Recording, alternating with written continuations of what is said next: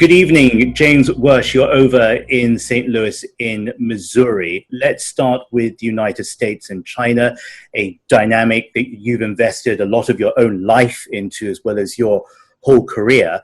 Let's talk about 1979 when the two countries came together and in so doing merged the talents of hundreds of millions of people. Are we far off from that right now? I'm afraid we've fallen away from that a fair distance already, and very quickly. I think that's a surprise to many people.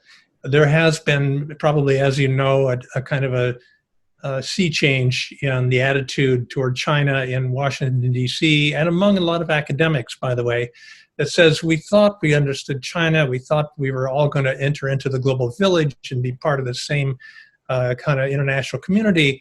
And now we're seeing China rise and take on a kind of new, bolder, if not aggressive stance in many ways. So we're in a setting where we have this potentially very dangerous setting of the so-called Thucydides trap. Graham Allison's book, Destined for War, Can China and America Escape the Thucydides Trap, of what happens when you have a rising power and a status quo power. And the history of this for the past 500 years has not been good. So I think what's happening now with a huge amount of pressure because of the economic problems, COVID-19, my understanding of a lot of this, at least from the US, but I think it applies to China as well, we both have domestic political problems. And we need somebody to blame things on. In the United States, we've had a terrible disaster. Over 100,000 people have died of COVID-19. It's a failure in our public health system. There's no way around that. Just numbers tell you that. It's a failure, but our leaders in general, we don't like to admit that this is a failure of our own. Somebody else must be out there. And so this is really tearing apart the relationship even more right now. Let's try and heal that relationship. Professor SHEN DINGLI, you're joining us over in Shanghai. Good morning. When we think back again to 79, to people like Jimmy Carter and Zbigniew Brzezinski, and of course Deng Xiaoping, and the ideals and the principles that they enshrined at that time by bringing those people together, how much does COVID-19 change that now? Well, at that time, 41 years ago, China and US came along because they have the common enemy, the Soviet expansionist, which threats America and China and many other places. So for our respective national security and a common interest, China and US come together. But this time, we have probably a more threatening common enemy, the disease. That threats every person, every place in the world. But our two countries, China and the US, are not able to iron out our difference. We have a huge amount of difference on Taiwan, on Hong Kong, and on human rights, etc. But we have made this disease to deeply split the two countries. So China says, why your military spread the disease in Wuhan? China seems to delude it's a U.S. Spreading of the virus. And the U.S. said, how can you produce the disease in your P4 laboratory and possibly intentionally to leak it out, which undercut global villages? And this kind of mutual charging, blaming, at this time have no scientific base. But many people believe when you have this national leader to charge others, they have the national platform making their statement to be known by the nationals. So many people would believe this narrative is trustful, and that deeply undercuts the mutual trust between the countries, which make this kind of irresponsible mutual blaming to have certain market. I think the situation is fundamentally different, and we wasted the best opportunity to heal our relationship by using this, by working together to defeat the common threat. Well, James, let's go over to you, because 41 years ago, they agreed to disagree. They didn't agree on everything at that time either.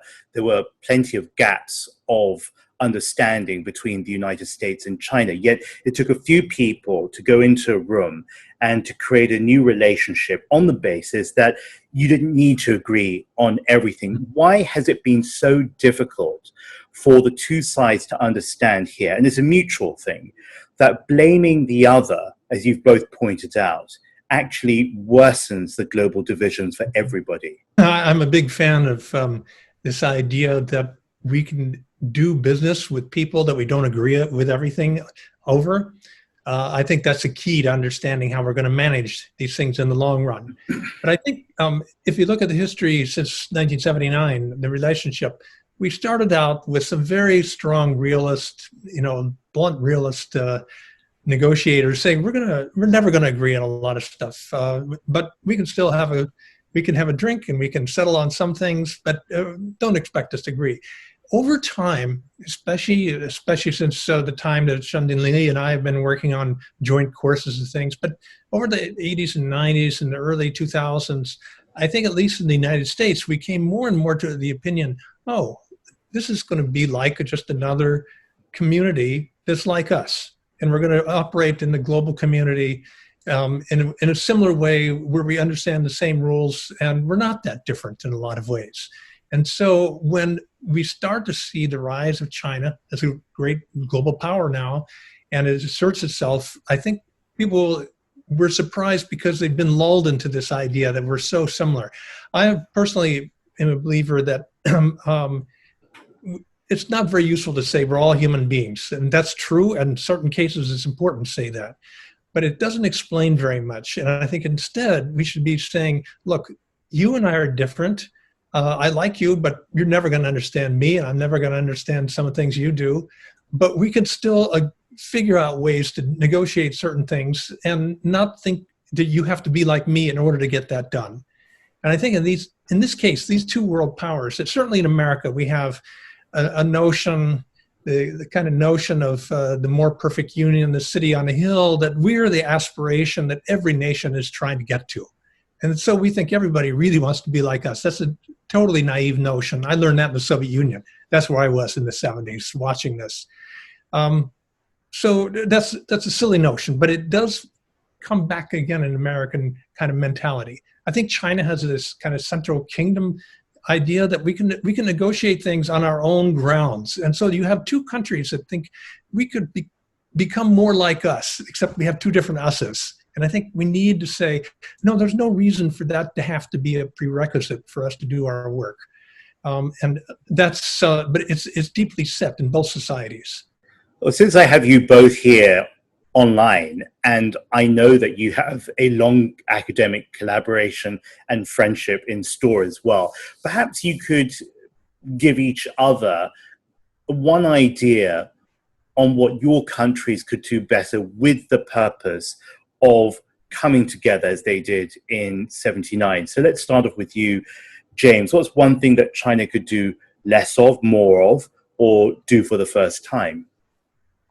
Well, I think one thing that just makes a lot of sense here, and as I look at, to the extent I can back off and look at both of our societies, I can understand why China has a perfect right to say, look at our performance of COVID-19, look at your performance. So who's better? Who's doing a better job? Look at how many people we've brought out of poverty. At the same time, America always has this idea, if you're getting to be more secure and powerful, you should be comfortable with the free flow of information. And something that bothers a lot of Americans, they say, why, for example, why are the newspapers controlled so much, and why can we not go where we want to in the press there? So I think openness is something that maybe is not going to happen in China, but I can just say from an American perspective, it's something that bothers Americans, that why not more freedom of the press, and why that's such a big problem. Okay, so that's one idea. DINGLI, what solution would you offer your friends in the States about how we can move things together forward for the entire planet? It's much more than just two countries. I cannot speak for the entire China. Speaking for myself, I respect America, leader, people, and their belief. which lays the foundation for the contemporary America, has lots of credit, based on which it has made great achievements. America is entitled to its own way of thinking, which we should respect. While we have difference, we may not adopt it fully, but we have to respect. At the same time, I hope my American colleagues, American community, should have a similar view, that China has its own style. China may have many weaknesses.